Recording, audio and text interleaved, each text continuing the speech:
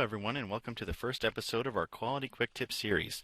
My name is Jeff Watson, and I'm a program coordinator with the CQI unit based in the Southeast service area.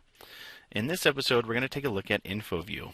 Some of the key goals of this episode are to explain why Infoview is important to you guys, the steps to get onto Infoview, and actually how to navigate around Infoview once you get into the system. So the first thing, why is Infoview important to you guys? That's what we want to talk about first. For starters, Infoview contains all the data reports for Children and Family Services. We essentially use it as a central hub for the reports generated by the CQI unit and the Business Analyst unit. Automatically generated N-Focus reports are also updated and housed on Infoview, so you can find them there. For example, some of the reports that are housed on Infoview that are important to you guys are the Performance Accountability Reports, Case Management Due Date Report, and Time to Document Placements Report. Lastly, why Infoview is most important to you? It's a great tool to help you in your day-to-day duties as a case manager, and also as a helpful reminder to ensure that your monthly reports and assessments are completed in a timely manner. So now that we have talked about the importance of Infoview and how it can help you guys do your work, we want to talk a little bit about how to get on the system and navigate around once you get in there. Up on the screen we have the DHSS homepage just in your Internet Explorer. To get to Infoview, all you have to do is type N Reports in your address bar. It'll log you on to the portal window that you're seeing here. Over here is your navigation window, and this is your viewing window to look in all the folders. Go ahead and click on the plus sign next to Public Folders, and it'll explain everything that's kind of in that folder. In here you have different kind of reports and kind of systems that are run.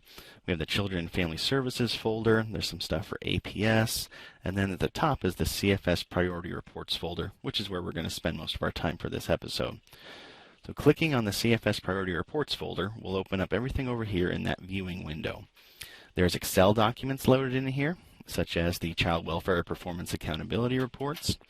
If you scroll down, there's what we call crystal reports, such as the Case Manager Due Date Tracking. We'll go ahead and start there with this crystal report so we can explain how to get into it and how to navigate once you get into it. So if you double click on the crystal report, it'll take a second to load, and right here is you're into it. These are all the Case Manager Due Date Tracking reports that are generated. This is updated daily.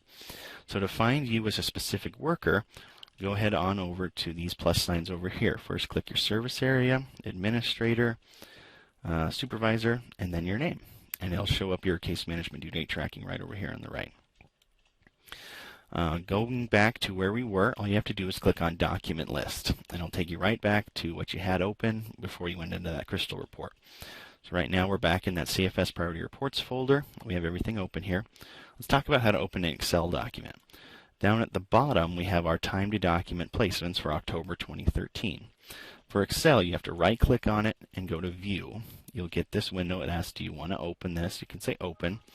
Then Excel will show up another window for you. It's going to say the file you're trying to open is a different format. If you want to open it now, go ahead and click Yes. When you do that, it'll show up right there, Time to Document Placements for October 2013. When you get into an Excel document, a lot of them you can select service area, worker, supervisor, drill it down to your specific data if you want. It's pretty handy to see how you're doing. When you're done with that, you can edit this, save it to yourself. It won't save back on the system, so it's just kind of your copy. So you can go ahead and close that, take you right back into Infoview. So that's just kind of a quick guide on how to navigate through Infoview. Next, we'll talk a little bit about all the reports that are housed in the CFS Priority Reports folder.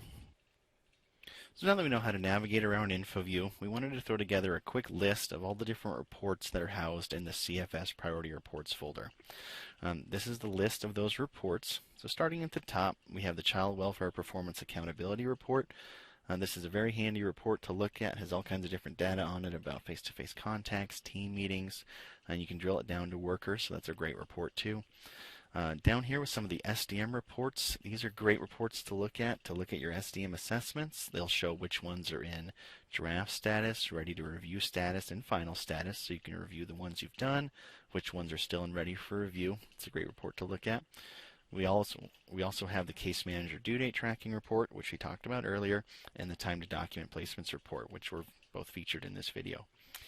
Thank you for watching our first episode of their Quality Quick Tip series. We hope to catch you next time.